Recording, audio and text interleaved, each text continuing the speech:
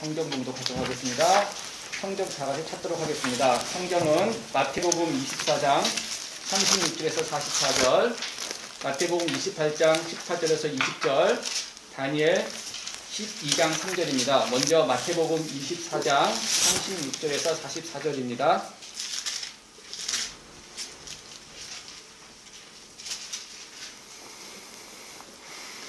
다 찾으신 줄 알고 제가 봉독하도록 하겠습니다. 마태복음 24장 36절. 그러나 그날과 그때는 아무도 모르나니 하늘의 천사들도 아들도 모르고 오직 아버지만 아시느니라. 노아의 때와 같이 인자의 임함도 그러하리라. 홍수전에 노아가 방주에 들어가던 날까지 사람들이 먹고 마시고 장가들고 시집가고 있으면서 홍수가 나서 저희를 다 멸하기까지 깨닫지 못하였으니 인자의 임함도 이와 같으리라. 그때에 두 사람이 밭에 있음에 하나는 데려감을 당하고 하나는 버려움을 당할 것이요, 두 여자가 매를 갈고 있음에 하나는 데려감을 당하고 하나는 버려둠을 당할 것이니라. 그러므로 깨어 있으라. 어느 날에 너희 주가 임할는지 너희가 알지 못함이니라. 너희도 아는 바니 만일 집주인이 도적이 어느 경점에 올 줄 알았다면 깨어 있어 그 집을 뚫지 못하게 하였으리라. 이러므로 너희도 예비하고 있으라. 생각지 않은 때에 인자가 오리라. 마태복음 28장입니다.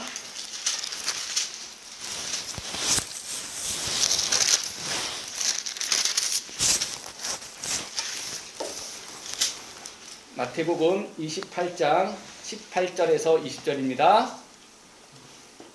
예수께서 나와 일러 가라사대 하늘과 땅의 모든 권세를 내게 주셨으니 그러므로 너희는 가서 모든 족속으로 제자를 삼아 아버지와 아들과 성령의 이름으로 세례를 주고 내가 너희에게 분부한 모든 것을 가르쳐 지키게 하라. 볼지어다 내가 세상 끝날까지 너희와 항상 함께 있으니라 하시니라. 네. 다니엘 12장 3절입니다.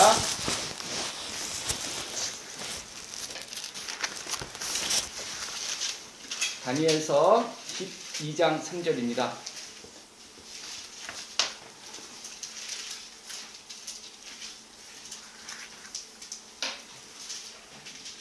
봉독하겠습니다. 다니엘 12장 3절 말씀.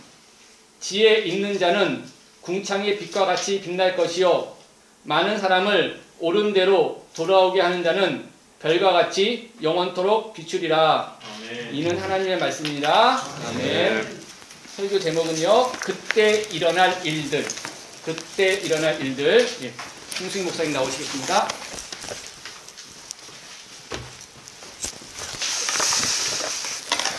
예, 감사합니다. 오늘 본문 말씀은 예수님이 마지막 종말 때 되어질 일들에 대해서 이제 이스라엘 백성과 제자들에게 말씀을 하신 내용입니다. 예. 우리가 이 세상을 살아갈 때 마음이 정직하고 위선과 거짓이 없어야 됩니다. 그러니까 겉과 속이 같아야 합니다. 노아는요, 하나님의 눈 앞에서 은혜를 찾았더라고 했습니다. 그러니까 사람이 보나 안 보나 보이지 않는 하나님 앞에서 내가 살고 있구나 하는 그러한 의식을 아주 철두철미하게 가지면서 노아는 살았던 거죠. 그러니까 죄를 지으려다가도 하나님이 지금 나를 보고 계시는구나, 그 생각이 딱 드니까 죄를 지을 수가 없었던 거죠. 다시 마음을 돌이키고 마음을 다스리고 근신하고 삶을 살았던 사람이 바로 노아인 것입니다. 신독이라는 말이 있습니다. 삼가할 신자에 홀로독. 그러니까 자기 혼자 있을 때에도 도리에 어긋나지 않고 삼가하다, 그 뜻입니다. 사람이 고요한 방에 혼자 있을 때 앉아가지고 자신이 했던 일을 묵묵히 되짚어보면은 양심이 드러나게 되어 있습니다. 홀로 있을 때를 스스로 반추했을 때 자신의 부끄러움이 드러나게 되죠. 그러면서 그 드러난 부끄러움, 드러난 양심, 거기에서 선악을 분리하여 선을 취하고 악을 버리는 그런 기회를 가질 수 있는 것, 그것이 바로 신독이죠. 반추하다, 무슨 뜻인가요? 어떤 일을 되풀이하여 음미하는 것을 말하는 거죠. 그러니까 고요한 방에서 어떤 일, 내가 잘못했던 일, 잘했던 일을 계속 되풀이하면서 음미하다 보면은 선악이 구분이 되죠. 이렇듯 반복해서 생각해서 무언가를 찾아내라는 것입니다. 마치 소가 먹이를 다시 개어서 되씹는 것 같은 그런 말씀이죠. 이 신독과 비슷한 말씀이 데살로니가전서 5장 6절에 있습니다. 그러므로 우리는 다른 일과 같이 자지 말고 오직 깨어 근신할지니라. 깨어 있으라 그랬습니다. 잠자는 것이 아니라 올바른 양심을 찾아가는 것입니다. 올바른 양심은요, 이 양심은 내 것이 아닙니다. 양심은 하나님이 인간의 마음에 주신 것입니다. 소크라테스 모르시는 분 아마 없을 겁니다. 소크라테스는 자기 조국 아테네에서 사형 언도를 받았죠. 종반에 독약을 가져와 보는 데서 소크라테스 보고 마시라고 했어요. 재판관과 그의 제자 플라톤이 그걸 지켜봤습니다. 마시고 몇 분 안 돼서 얼굴이 창백해지면서 몸이 마비가 오기 시작을 했을 때 몸을 만져보고 다리를 만져보니까 차갑게 식기 시작을 했습니다. 플라톤이 소크라테스에게 말했습니다. 다가왔습니다. 그리고 나서 소크라테스가 플라톤에게 말을 했습니다. 나는 아스크리피오스에게 닭 한 마리를 빚졌네.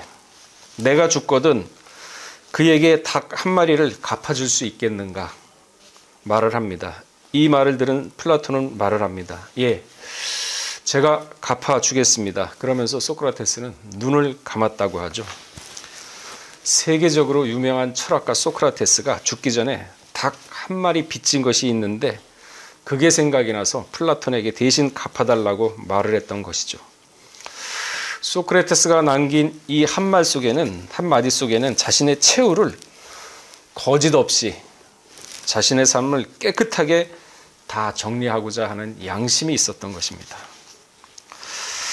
오늘 본문은요, 고난주간 화요일에 하신 말씀이십니다. 이제 3일 후면 십자가에 죽을 것을 앞두시고 하신 말씀이시죠. 공생의 마지막 3일을 남겨둔 시점에서 인간을 너무나도 사랑하시기 때문에 역사의 종말에 대해서 알려주고 있는 것입니다. 참으로 예수님은 고마운 분이 아닐 수가 없죠. 마태복음 24장은 종말의 장입니다. 마가복음 13장도 종말의 장이고 누가복음 17장과 21장도 역시 종말에 대해서 기록을 하고 있습니다. 이 내용들을 보게 되면요, 말세에 일어날 징조들에 대해서 마태복음 24장 1절에서 14절은 기록을 하고 있습니다. 마지막에 있을 대환란에 대해서는 29장에서 31절에 기록을 하고 있죠. 예수님의 재림에 대해서는 29절에서 31절에 역시 같이 기록을 하고 있습니다. 재림의 시기를 분별해야 된다. 32절 이하에는 기록을 하고 있습니다. 근데 재림의 날짜는요, 천사도 모르고 아들도 모르고 오직 아버지만 아신다고 오늘 본문 말씀 마태복음 24장 36절 이하에는 말씀하고 있습니다. 이 말을 들은 제자들의 눈이 휘둥그레지고 표정이 의아해하니까 예수님이 뭐라 그랬냐면, 야야야, 너희는 그 날짜를 알려고 하지 말고 너희는 첫째 깨어 있으라 그랬습니다. 깨어 있으라. 종말의 대비책, 깨어 있으라는 겁니다. 날짜가 중요한 게 아니라 깨어 있으면은 내일이 그 날짜가 오더라도 걱정할 거 없다. 깨어 있지 않으면은 10년에 온다 그래도 너희는 걱정하고 근심해야 된다, 그 얘기거든요. 날짜 알 필요 없다. 그러니까 깨어 있으라. 그러면서 마태복음 25장에는 혼인잔치 비유 속에 깨어 있으라, 등불을 가지라 이렇게 얘기를 하고 있습니다. 세상은요, 지금 말세의 징조대로 움직이고 있죠. 창세기 6장 1절에 3절 말씀처럼 죄악이 관영하고 있습니다. 요즘 보세요. 결혼도 하기 전에 젊은 남녀가 만나서 그저 쉽게 정을 나누고 쉽게 헤어지고 자기 좋아하는 대로 또 그 사람 헤어지고 이성 만나가지고 또 쉽게 정을 나누고 쉽게 헤어지고 노아 때랑 똑같습니다. 지금 죄가 관영하고 이러한 세상에서 우리는 깨어 근신하라고 지금 말씀하고 있는 것입니다. 요즘 젊은 사람들 보게 되면요, 특징이 있죠. 그러니까 90년대 중반부터 2010년대 후반에 출생한 세대로 어렸을 때부터 Z세대라 그러죠. Z세대. 어렸을 때부터 IT 기술을 많이 접하고 자유롭게 사용하는 세대입니다. 이들은 뭐든지 궁금한 것은 쉽게 인터넷을 통해서 답을 얻어낼 수 있는 세대입니다. 알고 싶은 것은요, 깊은 성찰 없습니다. 그냥 해답을 찾아내고 거기에서 만족을 느끼죠. 이들은요, 특징이 뭐냐면 현실에서 즉각적인 결과를 얻는 데 치중을 합니다. 그러다 보니까 깊이 생각하거나 상고하는 데는 아주 소홀합니다. 먼 훗날의 보상보다는 당장의 현실의 결과를 더 중시하는 사람들이죠. 그렇기 때문에 생각의 깊이가 없습니다. 얕죠. 인생의 중심을 잡아주는 철학도 없습니다. 남의 말에 쉽게 휩쓸리고 동조하는 경향이 생기죠. 내세에 대한 관심 적습니다. 그저 인생을 쾌락과 즐거움으로 낙을 누리고 사는 자들입니다. 빚을 져서라도 벤츠 몰고 다니면서 호황된 꿈에 사로잡혀서 살고 있잖아요. 물론 모든 젊은이들이 다 그렇다는 얘기는 아닙니다. 대부분의 젊은이들이 이러한 삶을 살고 있습니다. 그렇기 때문에 신앙으로 무장하지 않으면요, 세상의 말에 쉽게 동요되고 빠진다고 디모데후서 4장 3절에는 얘기를 하고 있죠. 때가 이르리니 사람이 바른 교훈을 받지 아니하며 귀가 가려워서 자기의 사욕을 쫓는 스승을 많이 둔다고 했습니다. 듣고 싶은 거 듣고 하나님 말씀이 아니라 세상 사람의 얘기를 듣고 달콤하네 쫓아가죠. 그러면서 말씀과 세상 사람 얘기를 비교해가지고 말씀보다 이게 더 달콤해 쫓아가죠. 전도서 11장 9절에는 뭐라고 얘기하고 있습니까? 우리가 성경을 보더라도 이 젊은 사람들이 이 말씀을 듣고 두렵게 여겨야 되는데 한 귀로 듣고 한 귀로 흘리죠. 롯의 사이는 농담으로 여겼으니 뭐 오죽하겠습니까? 전도서 11장 9절 우리 한번 다 찾아볼까요?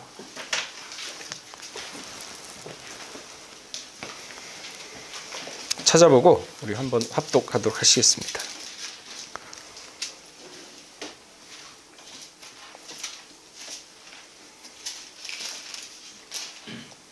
자, 9절 말씀 시작.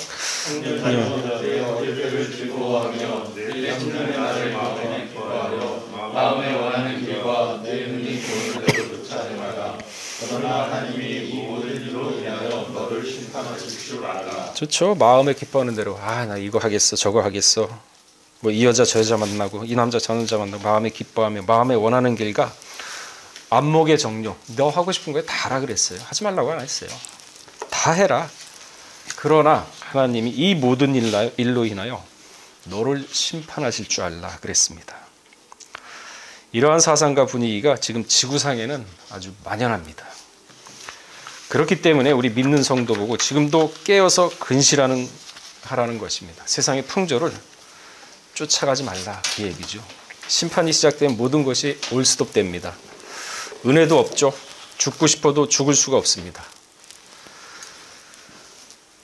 그리고 나중에는 모두 총부활을 하는데 그 부활을 했을 때 의를 행한 자는 의의 면류관을 악행을 행한 자는 악의 심판으로 하신다고 분명히 얘기하고 있지 않습니까?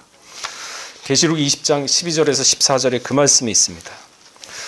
또 내가 보니 죽은 자들이 물온대사하고 그 보좌 앞에 섰는데 책들이 펴있고 또 다른 책이 펴졌으니 곧 생명책이라. 계시록 20장 12절에서 14절 그 말씀에 있죠. 자기 행위를 따라 책들에 기록된 대로 심판을 받으니 책들에 기록된 대로 행위에 따라 심판받는다 그랬어요. 바다가 그 가운데서 죽은 자를 내어주고 차 타고 가다가 혼자 해변도를 가다가 새벽에 아무도 없는데 바다에 빠져 죽었습니다. 실종 처리되죠. 누군지도 몰라요. 아무도 없는데 그 바다가 마지막 때는 죽은 자 가운데서 죽은 자들을 다 내어준다 그랬습니다. 또 사망과 음부도 그 가운데서 죽은 자들을 내어주며 각 사람이 자기의 행위대로 심판을 받는다 그랬습니다. 사망과 음부도 불못에 던지우니 이게 둘째 사망, 곧 불못이라 그랬습니다. 그래서 마지막을 사는 성도는 스스로 연단을 받아 정결케 된다고 분명히 얘기를 하고 있죠. 다니엘 12장 10절에 그 말씀이 있습니다. 많은 사람이 연단을 받아 스스로 정결케 하며 희게할 것이나 악한 사람은 악을 행하리니 악한 자는 아무도 깨닫지 못하되 오직 지혜 있는 자는 깨달으리라. 많은 사람이 연단을 받아서 누가 시켜서 하는 게 아닙니다. 스스로 환난과 고난을 닥쳤을 때 그 환난과 고난을 말씀으로 신앙으로 이겨내면서 한 단계 더 성숙해지면서 하나님이 나한테 왜 이런 고난을 주셨나. 이 세상에 짝하지 말고 이 세상에 다리로 땅을 딛고 걸어다면서 의식주를 위해서 땀을 흘려서 노력하고 살고 있지만은 이 세상에 정을 두지 말고 소망을 하늘에 두라. 그러면서 스스로 연단을 받아서 정결케 되는 사람이 마지막 때는 있다는 거죠. 그러나 그와 반대로 악한 사람은 악을 행하는데 깨닫지 못합니다. 그저 이스라엘 백성처럼 조금만 힘들고 물이 없고 물이 쓰다고 해가지고 불평불만하지 않습니다. 살아있는 자는 전무후무한 환난 가운데서 인내의 과정을 거치게 되어 있습니다. 사도행전 14장 22절에 그 말씀이 있죠. 제자들의 마음을 굳게 했다 그랬습니다.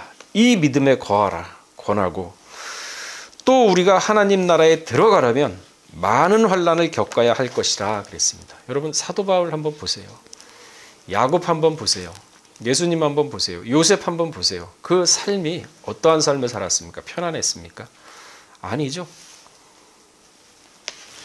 많은 환난을 겪어야 할 것이다 그랬습니다. 계시록 13장 10절에는요. 사로잡는 자는 사로잡힐 것이요 칼로 죽이는 자는 자기도 마땅히 칼로 죽으리니 성도의 인내와 믿음이 여기 있다 그랬습니다. 편안한 가운데 아닙니다. 힘들고 어렵고 환난 가운데 인내와 믿음이 여기 있다 그랬습니다. 그래서 지금은 은혜를 받을 만한 때요 구원의 날이라고 했습니다. 말씀이 풍부한 시대죠. 전 3년 반입니다. 그러나 언제인지는 모르겠지만 이제 후 3년 반이 시작되면 말씀과 은혜 모든 것이 끊어질 때가 있다는 것입니다. 말씀을 듣고 싶어도 듣지 못하고 또한 말씀을 들어도 깨닫지 못하는 자가 아주 많다 그랬습니다. 왜? 하나님을 사모하고 그러는 것이 아니라 세상을 사모하고 안목의 정력, 이색의 자랑으로 있기 때문에 말씀을 들어도 그 말씀이 마음 가운데 부딪히질 않으니까 육비에 새겨지질 않죠. 그 말씀이 마가복음 4장 12절에 있습니다. 마가복음 4장 12절에 보시면요. 이는 저희로 보기는 보아도 알지 못하며 듣기는 들어도 깨닫지 못하게 하여 돌이켜 죄사함을 얻지 못하게 하려 함이니라. 하나님이 말씀을 들어도 깨닫지 못하게 합니다. 왜? 죄사함 얻을까 봐 하나님이 겁나가지고. 그러니까 말씀을 사모하는 자는 깨닫게 해주시거든요. 말씀을 살려고 하는데 왜 안 깨닫게 해주시겠습니까? 이처럼 말씀이 풍년의 시대에 자신의 내면을 말씀으로 성장시키는 사람은 환난 날에 분명히 견뎌낼 것이고 환난을 미리 대비하고 피할 수 있다고 누가복음 19장 41절에서 44절에는 말씀하고 있습니다. 19장 41절에서 44절. 또한 23장 28절에서 31절에도 그 말씀이 있죠. 이사야 66장 16절에도 그 말씀이 있습니다. 분명 예수님은요, 오늘 본문에 보기에는 당시 사람들에게 예루살렘이 분명히 멸망한다라고 경고를 해주었습니다. 그러나 이 권고의 말씀을 아주 가볍게 여겼습니다. 그냥 나라를 소론스럽게 하는 한 시골 청년이고 또 갈릴리에서 태어난 헛소리, 좀 헛소리 아니겠느냐. 그나마 예수님 살아있을 때에는 그런가 보다 했는데 돌아가시고 난 후에는 잊혀지는 한낱 사람의 소리로 치부했었죠. 아무도 관심 두지 않았습니다. 제자들 외에는. 그러나 예수님은 인류 역사를 경륜대로 움직이시는 분이십니다. 이러한 십자가 사건이 있는 후 불과 40년 후에 주후 70년이죠. 디도 장군이 3만 5천 명의 군인을 데려와서 이스라엘 백성 100만 명을 학살을 합니다. 석 달 동안의 성을 가두고 지켰습니다. 먹을 것이 없어요. 그래서 아들을 잡아먹고 그 이튿날 딸을 잡아먹고 100만 명 이상이 다 죽었습니다. 처참하게 죽었죠.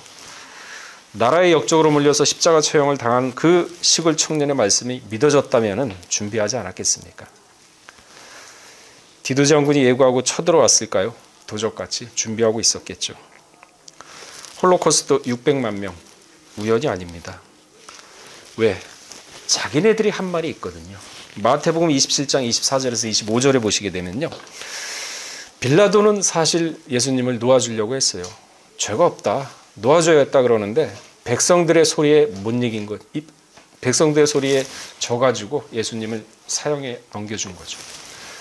참 우유부단해요. 빌라도 가만히 보면은 그 권력 그거 얼마나 유지하겠다고 그 일 있고 나서 몇 년 안 돼가지고 다시 본국으로 소환됐거든요. 빌라도는 그걸 유지하겠다고. 그러니 지금도 우리가 주일마다 빌라도 씹지 않습니까? 사도신경으로 27장 24절에서 25절 보게 되면 빌라도가 아무 효염도 없이 도리어 밀란이 나려는 것을 보고 물을 가져다가 무리 앞에서 손을 씻으되 가로되 이 사람의 피에 대하여 나는 무죄하니 너희가 당하라. 백성들이 다 대답하여 가로되 그 피를 우리와 우리 자손들에게 돌릴지어다. 말을 함부로 했어요. 그러니까 100만 명이 죽고 600만 명이 죽죠. 자기네 말로 자기 입으로 얘기한 거예요. 우리 자손에게 돌리라. 그래서 사람 말을 함부로 하시면 안 됩니다. 마태복음 12장 36절에 그 말씀이 있죠. 무슨 무익한 말을 하든지 심판날에 이에 대해 신문을 받으리라. 노아 때는 안 그랬습니까? 코에 물이 들어갔는데도 그게 심판인지도 몰랐어요. 아니 생각해 보세요. 80년 동안 심판이 있을 거라고 얘기를 했는데 계속 방주는 짓는데 비는 안 오거든요. 와봤자 평상적인 비만 오고 그 믿겠습니까? 믿지 않죠. 사람은요 그 사람에 대한 신뢰와 이미지로 판단을 하게 됩니다. 노아는요 당시 미친 사람 취급받았어요. 그러니 그 사람이 심판이 온다고 얘기하면 사람들이 듣겠습니까? 안 듣죠. 저 사람 미쳤다. 7, 80년 동안 산 중턱에다가 지금 배를 짓고 있더라. 바다도 아니고 잣나무 캐다가 베어다가 그걸로 지금 배 짓고 있는데 하는 소리 봐라. 배 짓고 시간 나면은 전도하러 다니더라. 그 믿었겠습니까? 이사야는 빨개 벗고 다니는데 믿었겠습니까? 에스겔이 외치는데 그 믿었겠습니까? 안 믿죠. 절대 안 믿죠. 그래서 아까 마가복음 4장 12절에 그 말씀이 있지 않습니까? 저희로 보기는 보아도 알지 못하며 보기는 봐요. 알지 못합니다. 듣기는 들어도 깨닫지 못하여 돌이켜 죄사함을 얻지 못하게 함이라 그랬습니다. 못 믿게 만들죠. 그러니까 말씀 앞에 겸손해야 됩니다.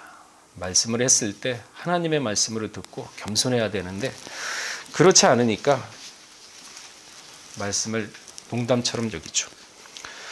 그러나 노아는요 자기 가족은 다 전도를 했습니다. 아내와 자부와 아들들은 전도해서 다 구원을 받게 했습니다.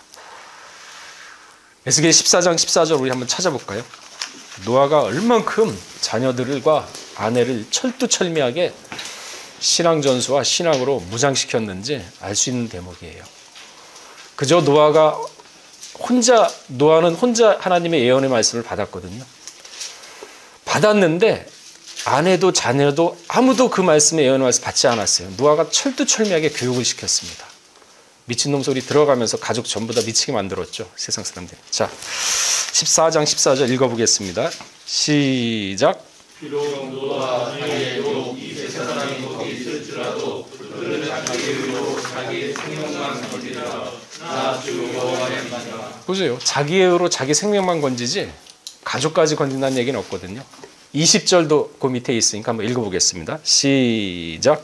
비록 노아와 다니엘이 거기 있을지라도 나의 삶을 두고 맹세하노니 그들은 자녀도 건지지 못하고 자기의 의로 자기의 생명만 건지라 나 주 여호와의 하나님이라 하시니라. 자녀를 건진다 그랬습니까? 못 건진다 그랬죠. 그런데 노아는 8 식구를 구원을 했어요. 철두철미하게 신앙으로 무장해가지고 다 구원을 한 겁니다. 이미지와 평판, 외모로 사람을 판단하는 것이 죄악된 인간들입니다. 그러나 하나님은요, 사람을 평판과 외모로 판단하지 않습니다. 중심을 보십니다. 뭐죠? 마음, 됨됨이, 위선과 거짓이 없는 그것으로 보죠. 그때는요, 부부지간, 부모 자식 간, 형제 자매 간, 친척 간 다 갈라지는 때입니다. 그때 헬라어로 호라 단수로서 무슨 뜻이냐? 특별하게 지정한 정확한 시간. 그때는 하나님이 특별하게 지적한 정확한 시간이랍니다.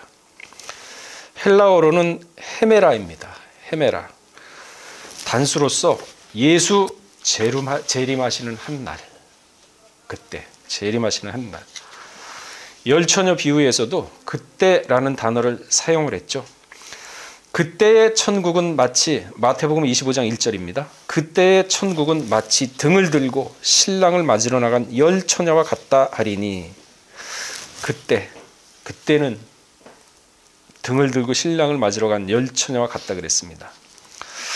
히브리 10장 37절에 보시면요, 오시는 이가 오시는 날이라 그랬습니다. 그때는요, 오시는 이가 오시는 날, 오시는 이가 정해진 날, 바로 그때인 것이죠. 히브리 10장 37절 보기에는 잠시 잠깐 오면 오실 이가 오시리니 지체하지 아니하시리라. 오실 이가 오신다 그랬어요. 그러나 지체는 안 한다 그랬습니다. 데살로니가후서 1장 10절에는요, 그날에 강림하사 그의 성도들에게 영광을 얻으시고 모든 믿는 자에게 기히 여김을 얻으시리라 그랬습니다. 빌립보 1장 10절에는 그리스도의 날이라 그랬습니다. 그리스도의 날.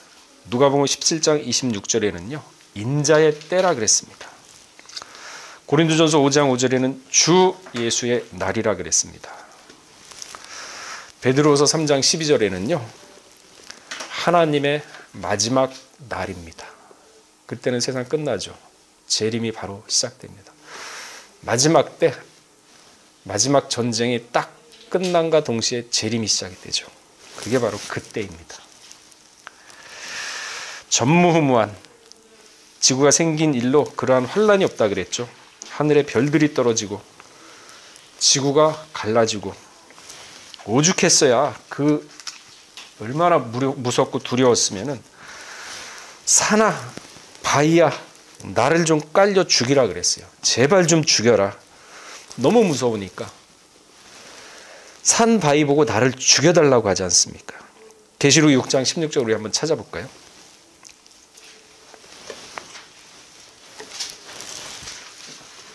계시록 6장 16절. 그때 일어날 일들이죠.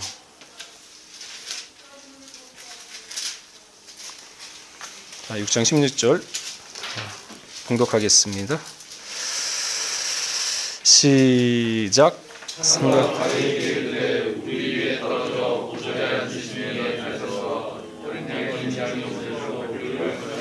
그러니까 이때는 회개를 안 시키죠. 벌써 끝났으니까. 방주의 문이 닫힌 것처럼 딱 심판이 시작되면은 14만 4천 하나님이 지정한 숫자가 다 찬 겁니다.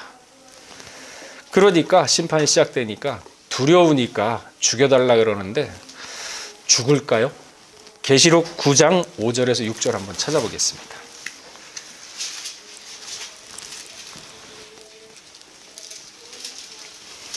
계시록 9장 5절에서 6절. 자, 시작. 그러나 그들을 죽이지는 못하게 하시고 박살나고 하는 괴롭게 하게 하시는데 그 괴롭게 하는 정관이 사람을 쏠 때에 괴롭게 하는 것과 같더라. 그날에는 사람들이 죽기를 보여도 얻지 못하고 쫓고 싶어하는 이들을 피하리로다. 그러니까 지금 은혜 받을 만한 때요, 구원 받을 만한 때다 했을 때 지금 하루하루의 삶이 유다서 1장 20절 말씀처럼 거룩한 믿음의 자신을 건축하는 삶을 살아야 된다는 거죠. 그래서 에베소 4장 13절 말씀에 뭐라 그랬습니까? 그리스도의 장성의 분량까지 이르라 그랬죠. 오늘이나 영원토록 하나님의 말씀은 동일하다 그랬습니다. 그 롯의 사위들이 이 말씀을 믿었다 그러면은 농담으로 여기겠습니까? 롯의 아내가 이 말씀을 믿었다 그러면은 심판의 소리를 듣고 나왔을 때 뒤돌아 봤겠습니까? 그 소유 때문에. 내 말은 없어지지 않는다고 마태복음 24장 35절에는 분명히 말씀하고 있습니다. 사실 아닙니까? 한 사람은 데려감을 당하고 한 사람은 버림을 당한다 그랬습니다. 마태복음 24장 40절에서 42절 볼 때 그 말씀이 나오죠. 두 사람이 함께 맷돌 갈다가, 두 사람이 함께 밭을 갈다가, 가족이에요. 두 사람이 함께 잠을 자다가, 부부입니다. 부부. 그 중에 한 사람은 데려가고 한 사람은 버림을 당한다 그랬어요. 그 얘기 저도 많이 들었거든요. 당신만 잘 믿어. 당신 나중에 변화에도 올라갈 때 난 당신 잡고 갈게. 아니, 아까 에스겔 14장 14를 보셨잖아요. 자기의로 자기만 구원받는다 그랬어요. 그러니까 하나님과 나는, 신앙은 하나님과 나 1대1의 관계입니다. 1대1로 본인이 먼저 우뚝 서야 가족도 이끌 수 있고 가족도 세상에서 끌어낼 수가 있죠. 노아가 우뚝 섰으니까 일곱 가족을 다 끌어낸 거 아닙니까? 세상이 바보라 그러고 병신이라 그러고 비판하고 조롱해도 노아는 흔들리지 않았습니다. 그러한 믿음이 마지막 때 필요해요. 사람 눈치 보고 그럴 필요 없습니다. 사람 눈치 보게 되면요, 그 사람한테 얽매여요.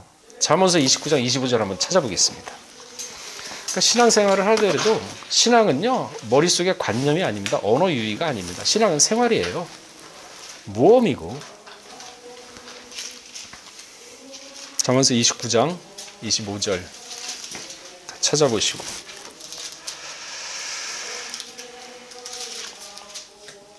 자, 봉독하겠습니다. 시작. 사람을 두려워하면 올무에 걸리게 되거니와 여호와를 의지하는 자는 안전하리라. 보세요. 사람 두려워하고 눈치 보고 하면 올무에 걸린다 그러잖아요. 그런데 여호와를 의지하는 자는 뭐라고요? 안전하다 그랬어요. 그러니까 이 말씀 믿고 이제 이 말씀이 과연 그런가 해서 생활 가운데 한번 여러분들이 체험을 하셔야 돼요.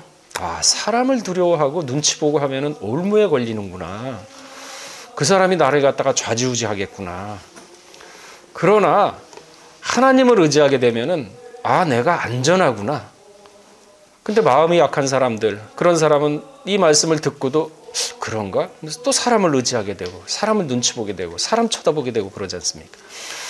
그렇다고 해서 사람을 배척하거나 사람을 멸시하거나 무시하라는 얘기는 아닙니다. 그런 뜻이 아니라 모든 것을 하나님 앞에서 내가, 아까 말씀드렸잖아요. 여호와는 하나님 앞에 은혜를 찾았다 그랬거든요. 먼저 하나님, 먼저 말씀, 그걸 마음 중심에 딱 새기면서 하루하루의 삶이 사람하고 같이 살지만은 분리하는 역사가 있어야 돼요. 아브라함이 분리했죠. 이삭과 분리했고 이스마엘과 분리했고 롯과 분리했고 고향과 분리했지 않습니까? 그러니까 아브라함은 살아가면서 모든 걸 분리했어요. 그러니까 하나님이 그리고 아브라함은 318명의 가신을 둘 정도로 굉장히 부유한 사람이었거든요. 그런데 장막집에 거했습니다. 돌로 만들 집 안 했어요. 왜?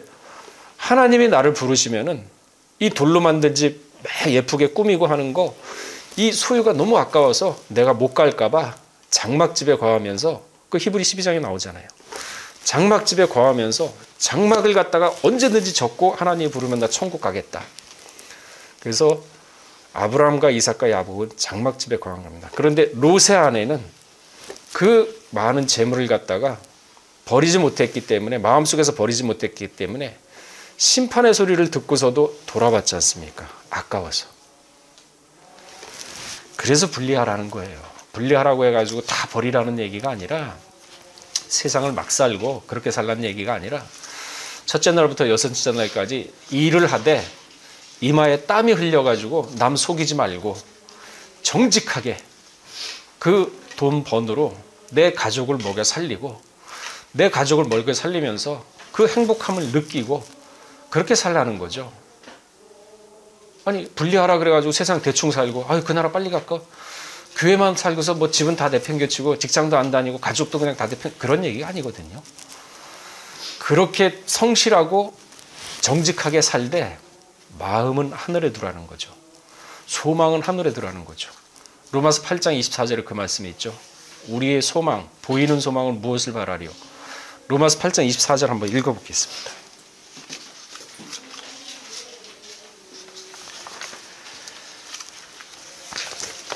그러니까 이 세상에서 살아갈 때도 정직하게 살아가셔야 돼요.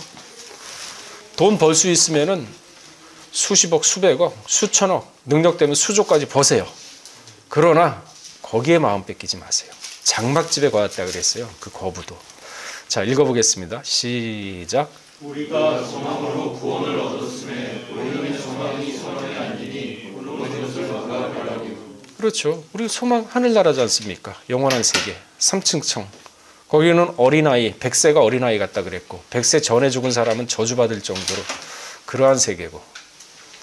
그러니까 세상 살아갈 때 전도서 3장 13절 한번 찾아볼까요?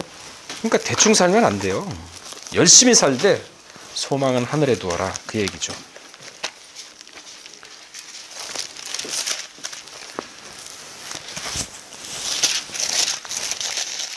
전도서 3장 13절이죠. 예, 읽어보도록 하겠습니다. 시작. 사랑한다 먹고 마시는 것과 수고하고 나를 빌리는 것이 하나님의 선물인 줄을 또한 알아두라. 보세요. 수고함으로, 열심히 일함으로, 거짓말하지 않고, 위선 아니고 머리에 땀 흘려가지고 내 힘으로 번 돈 가지고 수고함으로 낙을 누리는 거, 가족끼리 회식도 하고, 그리고 가족끼리 맛있는 거 사다가 저녁에도 먹고, 그러면서 행복을 느끼는 거, 이게 하나님의 선물이랍니다. 보세요. 하나님의 선물인 줄 또한 알았다 그러잖아요. 그 전도서 5장 19절도 한번 볼까요? 바로 옆에 있는데.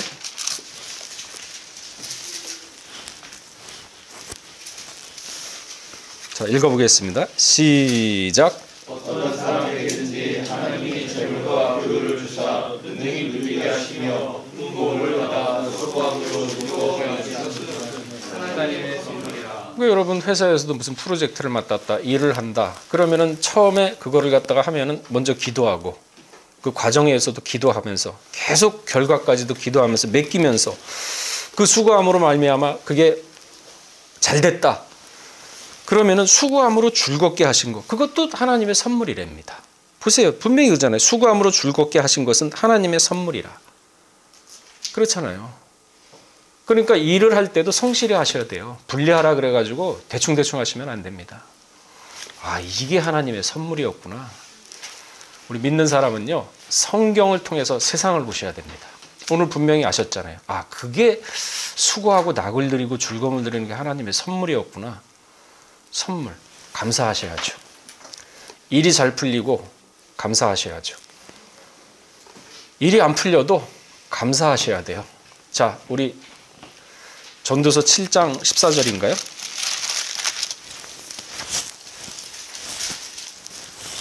전도서 7장 14절입니다.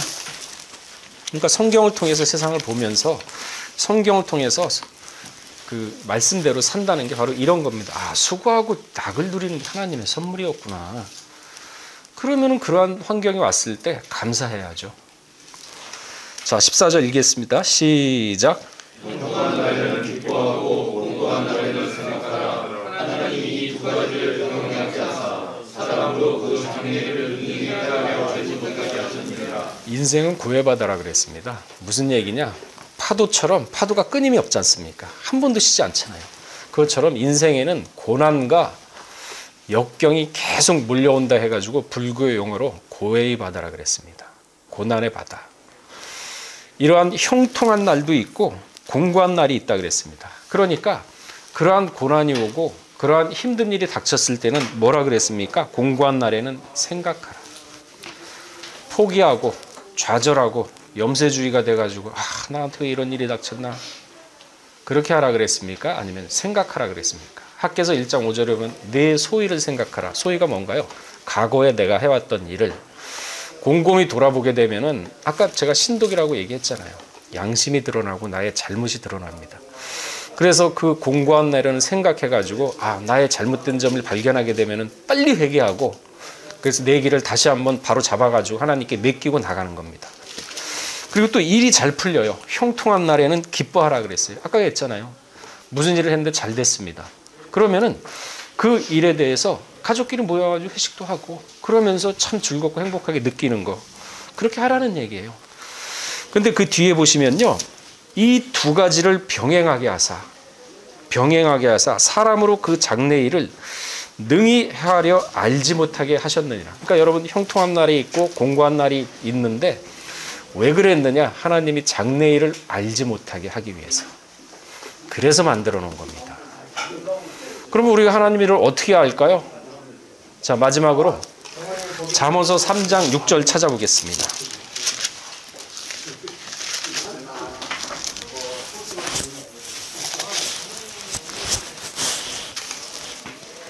그러니까 공고와 형통한 날이 병행해서 있는데 사람으로 하여금 장래일을 모르게 하기 위해서 하나님이 그렇게 만들어 놓은 겁니다. 자, 잠언서 3장 6절 다 찾으시고 읽어보겠습니다. 시작. 너는 범사의 그를 인정하라. 그리하면 내 길을 지도하시리라. 우주 만물을 창조하신 하나님이죠.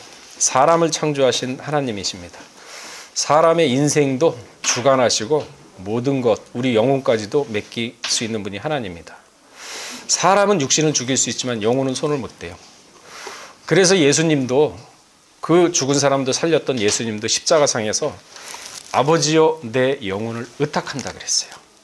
그러면 여러분 인생 살아가는 거 하나님께 기도로서 맡기는 게 그게 바로 범사의 주를 인정하는 거거든요. 하나님을 안 믿으면 맡기겠습니까? 안 맡기죠. 믿지 않는 사람들이 하나님을 믿지 않는데 맡기겠습니까? 안 맡기죠. 범사에 하나님이 나와 함께 하시는구나. 1분 1초도 떠남없이 나를 눈동자처럼 지키시는구나. 믿으면 돼요. 그거 믿는 게 그렇게 어렵습니까? 그런데 내 속에서 못 믿게 하니까 어렵죠. 믿으면 하나님이 나와 함께 하시는구나. 믿고 생활을 하면은 이 녀석이 범사에 나를 인정을 하는구나. 하나님 존재 자체를 인정을 하고 모든 삶을 하나님께 나에게 맡기는구나. 그게 바로 범사의 주를 인정하면 그래 그럼 내가 네 길을 인도해 줄게. 지도한다 그러지 않습니까? 형통한 날과 공고한 날이 있으면은 우리의 앞일을 모르지만은 범사의 주를 인정하면 인도해야 한다 그러지 않습니까? 그러면서 생활 가운데 행복도 느끼고 향수하면서 공고한 날에는 또 생각을 하면서 그러한 공고한 날과 형통한 날을 통해서 고난을 통해서 이 내면이 발전하는 거죠. 그래야 그때에 그날에 그리스도의 장성한 분량이 이른 푸른 나무가 되는 사람은 하나님이 구원해주고 보호해준다는 사실을 믿으시고 이제는 말씀을 내 가운데 무작식 오늘 들은 말씀만 곰곰이 정리를 하시고 다시 한번 되새기면 이게 하나님의 선물이었구나. 그런 것들을 오늘 본 말씀을 드린 말씀을 한번 이렇게 쭉 정리를 하면서 말씀으로 내 자신을 갖다가 체계화시키세요. 공고한 날, 형통한 날이 있는데 이게 그냥 우리가 잘못해서 공고한 날이 오는 게 아니구나. 병행하게 하사 하나님이 우리를 갖다가 앞일을 모르게 하셨는데 그러면 하나님을 인정을 하고 범사의 주를 인정을 하면은 우리의 길이 또 인도가 되는구나. 이런 것들을 하나씩 말씀 들었을 때 정리를 하세요. 마음 가운데. 그리고 어떠한 일이 닥쳤을 때도 이거 어떻게 하지 마시고 그래 범사의 주를 인정하면은 모든 걸 인도하신다 그랬으니까 먼저 하나님께 맡기고 사람 찾아가지고 하소연하고 사람만 찾아가가지고 나 이런 일이 당하는데 그럴 필요 없습니다. 하나님 그게 범사에 하나님한테 인정하는 겁니다. 우리 3대 남성교회는 그날에 그때에 마지막 심판날이죠. 재림의 날이죠. 그때에 하나님으로부터 인정받고 구원받을 수 있을 정도로 지금부터 하루하루가 거룩한 믿음의 자신을 건축하면서 그리스도의 장성한 분량에까지 이르시는 모두가 되시기를 주의 이름으로 축원하겠습니다. 다 같이 기도하겠습니다. 그때 일어날 일들은 아버지